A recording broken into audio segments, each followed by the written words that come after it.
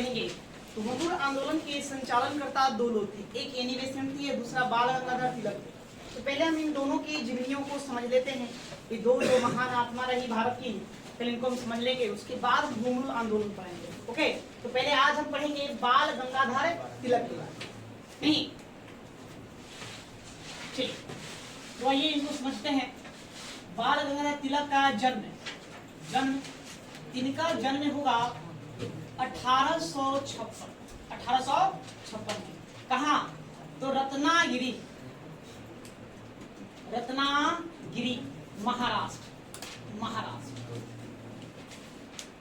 महाराष्ट्र के रत्नागिरी में एक ब्राह्मण परिवार में ये जन्मे थे। वह इनके पिता जो है, पिता का नाम पिता गंगाधर राव थे। माता का नाम पार्वती देवी। कुछ किताबों में पार्वती बाई भी लिखा हुआ मिले, उसको घबराना नहीं है। इनके जो गुरु हुए,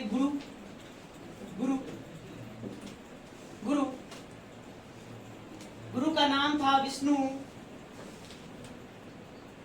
कृष्ण चिपलूनकर।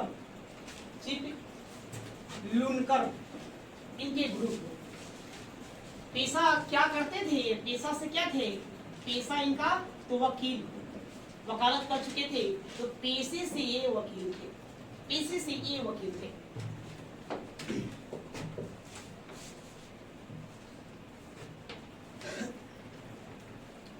लिख रहे हो सब? लिखने की आवश्यकता नहीं, पहले मेरी पूरी बातें सुन लो। पूरा हम एक बोर्ड लिख देंगे, लास्ट में सब उतार लेना, है ना? अंतिम स्क्रीन सब ले लेना सब।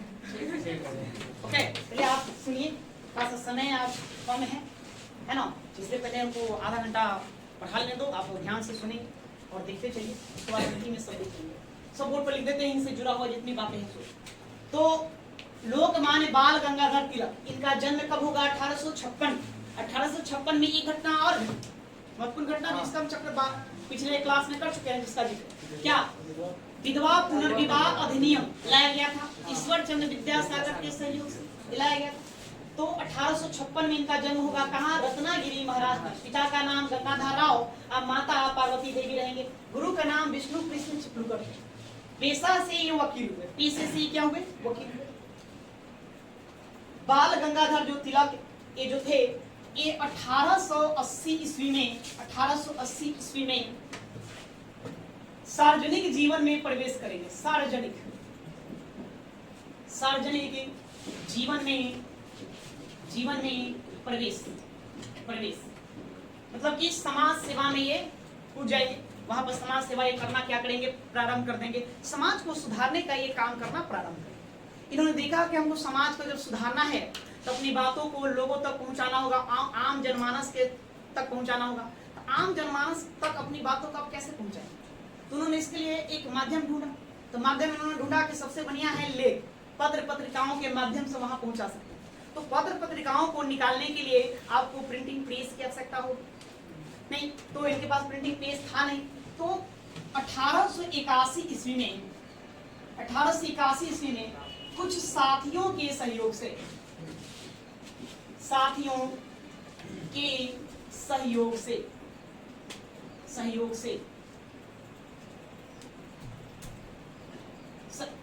से प्रिंटिंग प्रेस स्थापित किए। प्रिंटिंग प्रेस का स्थापना करेंगे, या महाराष्ट्र के क्षेत्र में करेंगे प्रिंटिंग प्रेस की स्थापना।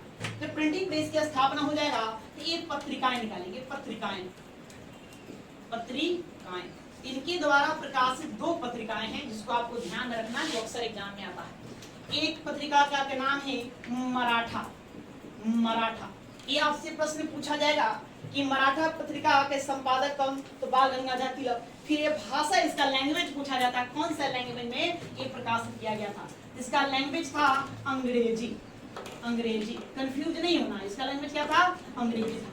और अंग्रेजी था तो अंग्रेजी तो सब कोई पढ़ता नहीं, और ये पूरे भारत भर में यह प्रकाशित होता था। ये साप्ताहिक था, सप्ताह में एक दिन निकाला जाता। ये साप्ताहिक पत्रिका।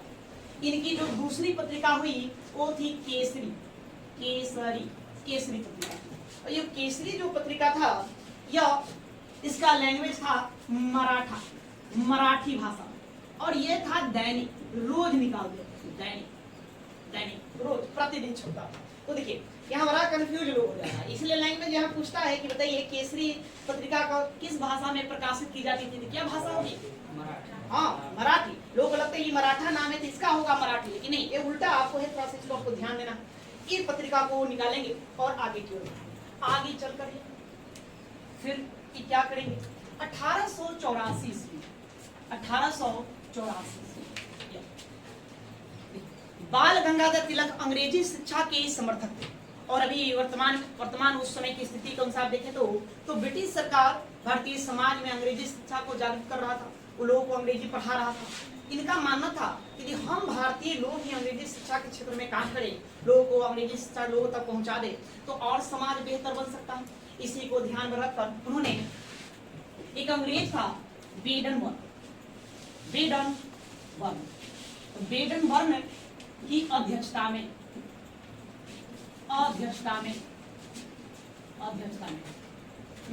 एक सभा का आयोजन करेंगे, सभा का आयोजन और इसी सभा में दक्कन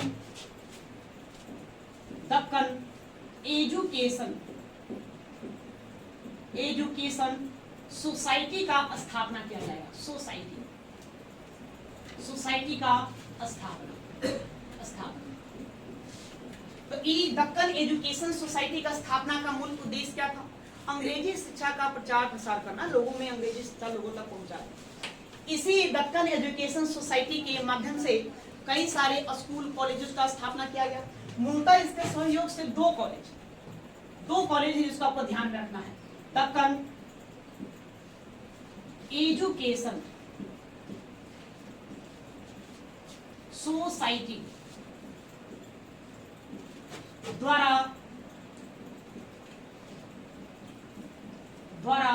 स्थापित कॉलेज।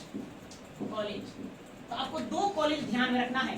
पहला आपने जो कॉलेज याद रखना है वो फर्ग्यूसन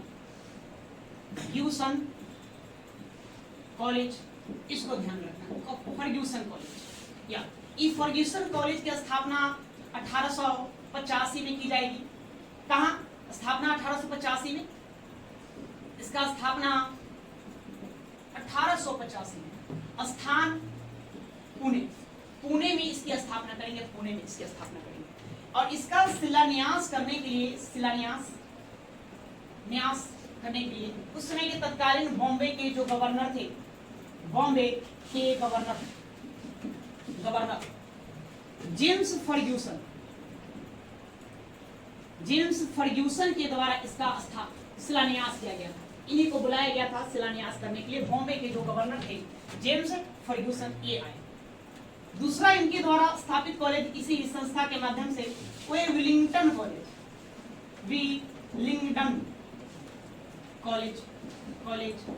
इसकी स्थापना करेंगे। इस कॉलेज की स्थापना भी 1885 में ही किया जाएगा। 1885 में किया जाएगा। स्थान इसकी स्थापना तो महाराष्ट्र में एक जगह हुआ सांगली, तो सांगली में इसकी स्थापना कर दी जाएगी। ये दो कॉलेज, और इन्हीं दो कॉलेजों के माध्यम से वे अंग्रेजी शिक्षा का प्रसार करना और शुरू करेंगे दक्कन के क्षेत्रों में, दक्षिण भारत के क्षेत्रों में। अब देखिए इसी दक्कन एजुकेशन सोसाइटी से आकर जुड़ेंगे गोपाल कृष्ण गोखले। अब यहाँ गोपाल कृष्ण गोखले का तो उल्लेख क्यों करें? तो गोपाल कृष्ण गोखले और बाल गंगाधर तिलक, इन दोनों के मध्य वैचारिक मतभेद है। हम आगे चलकर देखेंगे इन्हीं दोनों के मध्य वैचारिक मतभेद, जिसका परिणाम कांग्रेस का क्या हो जाएगा? विभाजन हो जाएगा। गोपाल कृष्ण गोखले वो नरम विचारधारा के थे, नरम दल में थे, और ये जो थे गरम विचारधारा के।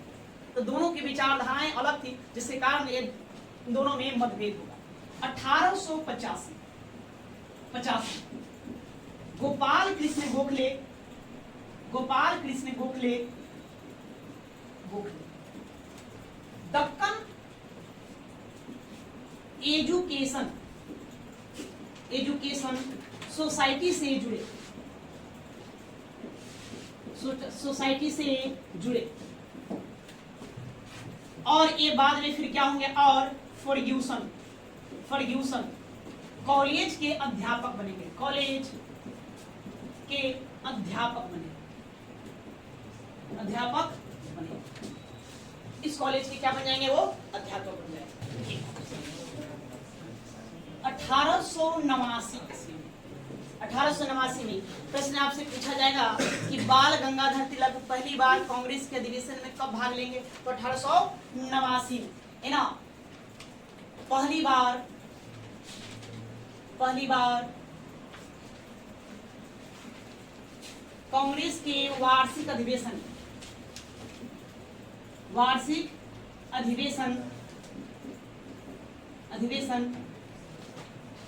में भाग लिए, पहली बार भाग लेंगे। कहां पर होगा? 89 में। तो पढ़े हम लोग 85 में, कहा भूल गया? 1885 में कांग्रेस पार्टी की स्थापना होगा, ये बम्बई, कहा? ये बम्बई। 86 में कलकत्ता, नहीं 87 में कहा होगा? मद्रास। और 88 में इलाहाबाद। और फिर से 89 में हो जाएगा कहाँ? बम्बई। तो बम्बई में अधिवेशन हुआ। कौन सा अधिवेशन? बम्बई अधिवेशन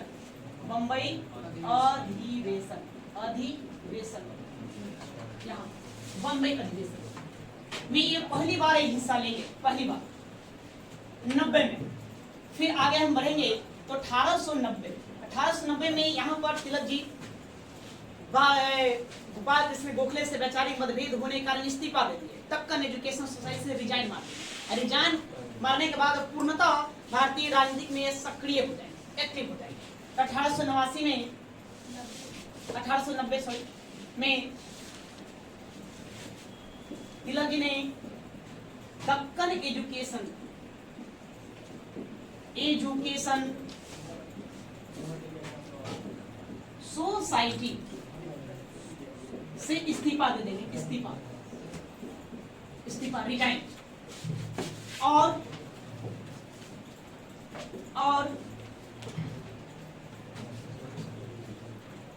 भारतीय राजनीति में पूर्णतः सक्रिय हो जाएंगे, पूर्णतः सक्रिय।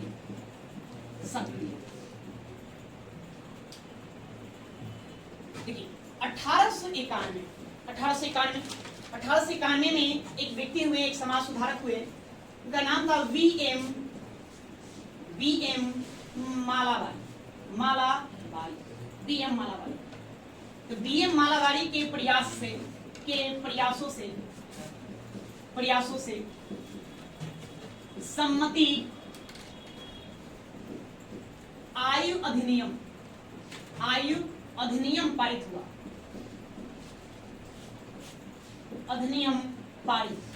इस अधिनियम को पारित किया गया था। यह अधिनियम में था क्या? जिसमें लड़कियों के विवाह का उम्र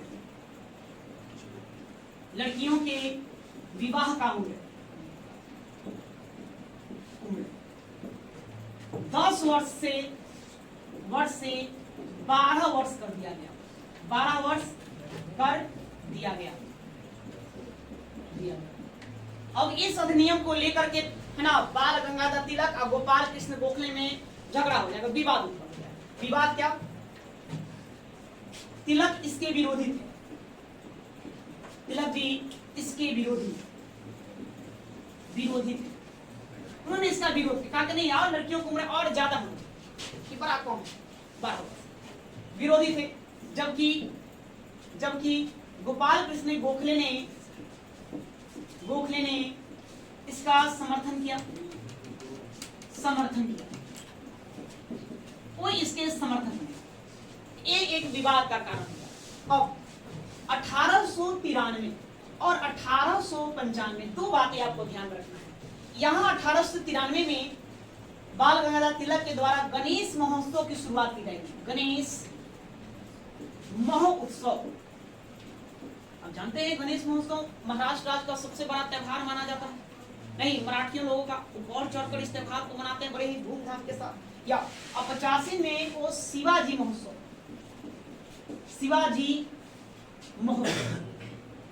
महोत्सव, इन दोनों का शुरुआत किया गया। इनके द्वारा बाल गंगाधर तिलक के द्वारा। ठीक है, बाल गंगाधर तिलक जो थे वो थोड़ा धार्मिक किस्म के थे। उन्होंने देखा कि लोगों तक अपनी बात पहुंचाने के लिए उन्होंने धर्म का सहारा लिया। ये गणेश महोत्सव और शिवाजी महोत्सव ये लोग धार्मिक गतिविधियां थी।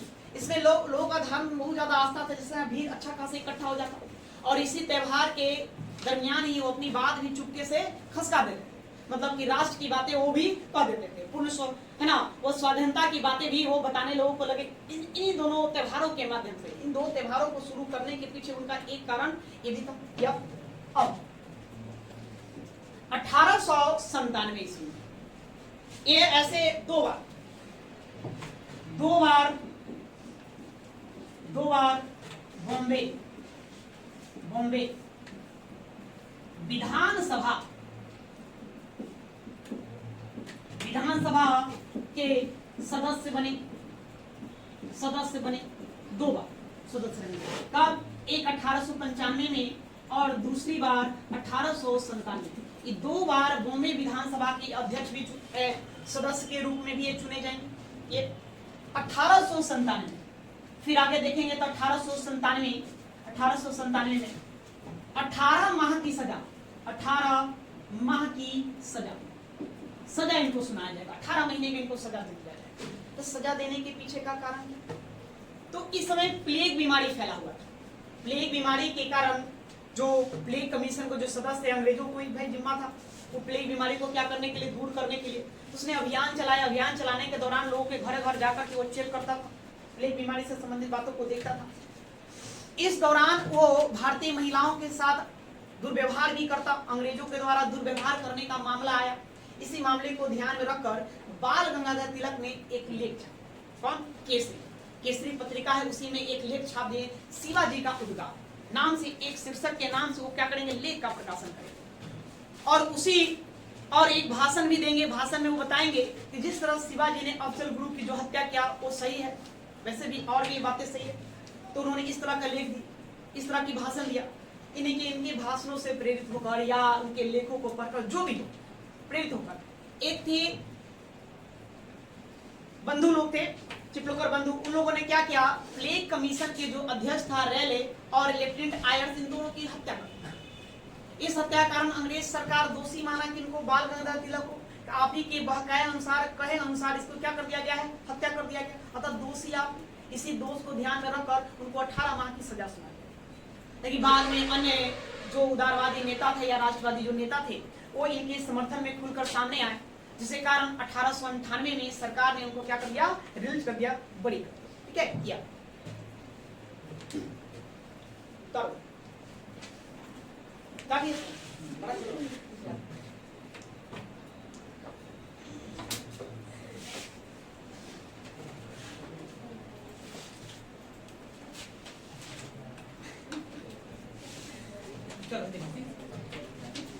कारण क्या रहा उनके हत्या का? एक कारण क्या रहा उनके सजा का इनके पीछे क्या कारण रहा? तो बॉम्बे में प्लेग था। बॉम्बे में प्लेग फैला। भारतीय महिलाओं के साथ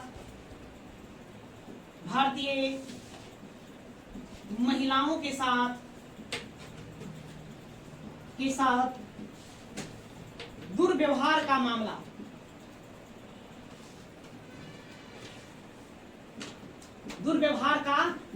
आया।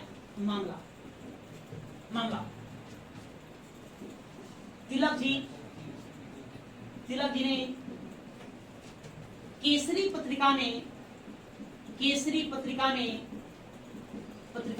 शिवाजी का उद्गार नाम से लेख छापा।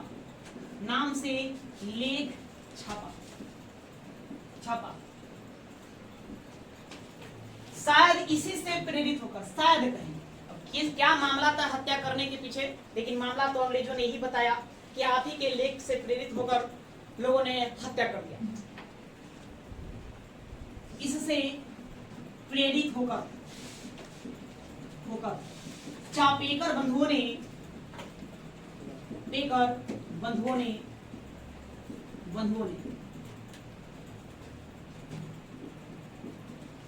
ने प्लेग कमेटी के अध्यक्ष रैले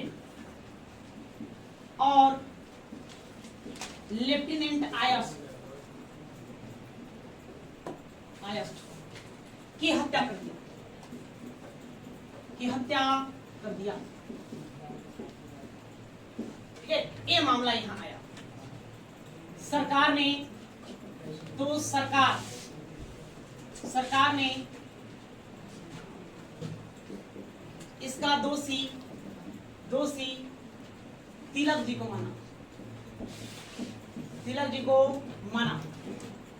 माना और उन्हें 18 माह की सजा हुई। 18 माह की सजा, उनको सजा सुना दी गई।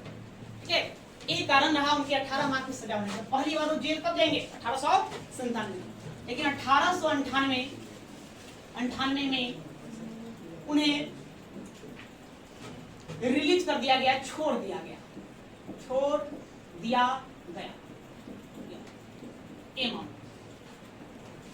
अब इसके बाद देखेंगे तो कांग्रेस में इनकी हो चुकी थी, प्रवेश हो चुका था।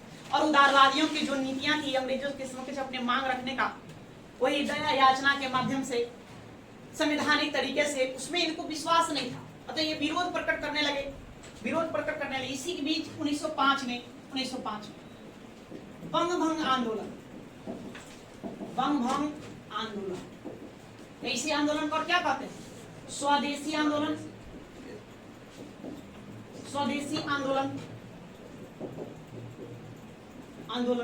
में सक्रिय रूप से भाग लिए। वहां जाए। उसके बाद फिर 1907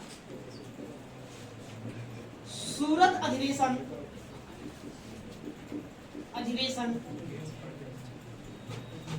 में कांग्रेस के विभाजन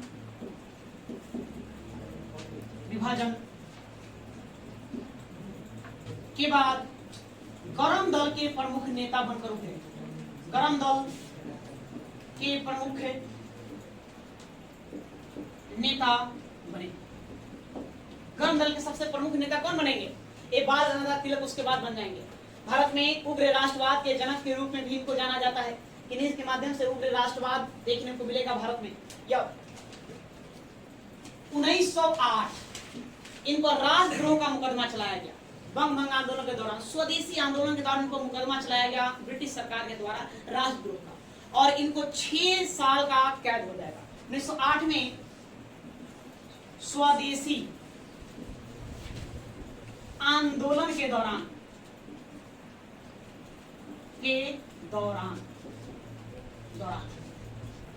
6 साल की सजा, 6 साल की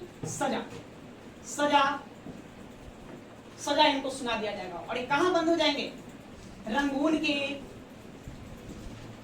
रंगून के मांडले जेल में कैद। इनको कैद कर दिया जाएगा।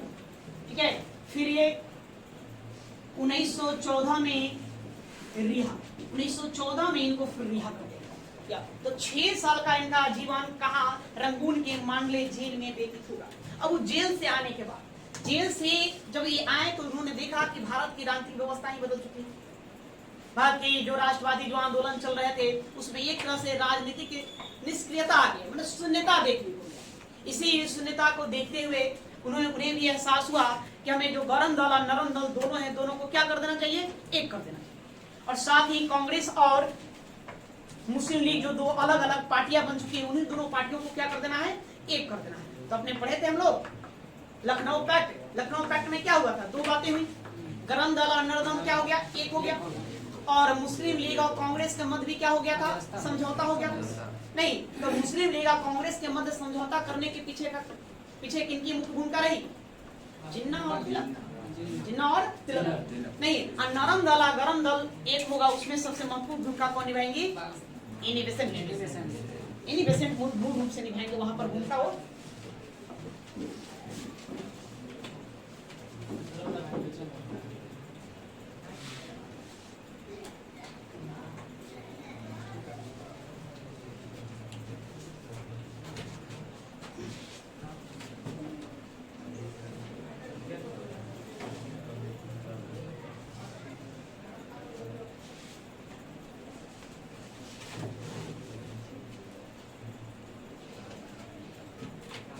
आगे 1916 में कांग्रेस एवं मुस्लिम लीग के मध्य समझौता में मुख्य भूमिका अदा की। एक अब ये 1916 में एक काम और होगा। 1916 में जो आगे पढ़ने वाले हैं, होम रूल लीग आंदोलन का शुरुआत नहीं, होम रूल आंदोलन का शुरुआत करेंगे। होम रूल आंदोलन में इनको सफलता मिली। इन्हीं का परिणाम था कि अगस्त प्रस्ताव लाया गया था 1917 को। 1917 में क्या आएगा? अगस्त प्रस्ताव आएगा। तो इन्हीं की देन रही, इन्हीं के होम रूल आंदोलन के कारण हुआ। होम रूल आंदोलन में दो लोगों की भूमिका रही, एक एनी बेसेंट भी रहेंगे। तो हम होम रूल आंदोलन पढ़ेंगे तो दो चरणों में पढ़ेंगे। पहले देखेंगे तिलक के द्वारा चलाया गया होम रूल आंदोलन, उसका क्या प्रभाव रहा। उसके बाद हम देखेंगे एनी बेसेंट के द्वारा चलाया गया होम रूल आंदोलन। ये दोनों को हम अलग अलग करके देखेंगे। या इनकी मृत्यु 1 अगस्त 1920 को 1 अगस्त 1920 को ही भारत में असहयोग आंदोलन की शुरुआत होगी। उसके साथ साथ खिलाफत आंदोलन चलेगा और उसी दिन भारत मां के आंचल का एक चमकदार जो सितारा हुए लोकमान्य बाल गंगाधर तिलक, उनका क्या हो जाएगा? निधन हो जाएगा। वो भारत भूमि को छोड़कर वो चले जाएंगे, विदा हो जाएंगे। लेकिन उन्होंने जो भारत के राष्ट्रीय आंदोलन में जिस प्रकार के स्वरूप की शुरुआत की, आगे चल के भारत के स्वतंत्रता में बहुत ज्यादा काम आएगा, योगदान। इनका भी भारत की आजादी में बहुत ही अहम योगदान रहा, जिसको कभी बुलाया नहीं जा सकता। इनके द्वारा लिखा गया पुस्तक, आपको थोड़ा सा पुस्तक भी ध्यान रखना। पुस्तक तो पुस्तक इनका 3 रहेगा। कितना याद करना है? 3। एक पुस्तक ये लिखेंगे गीता रहस्य। ये जो गीता रहस्य जो पुस्तक है, क्या श्रीमद् भगवत गीता आप देख रहे हैं? Shrimad Bhagavad Gita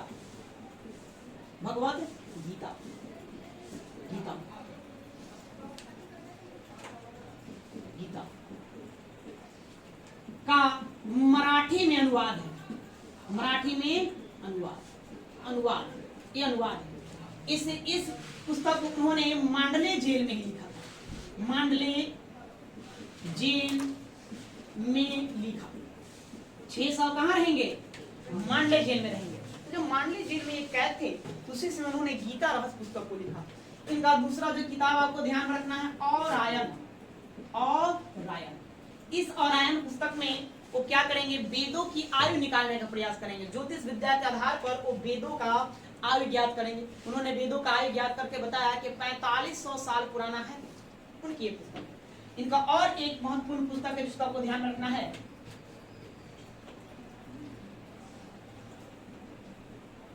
आर्किटीज home of Vedas.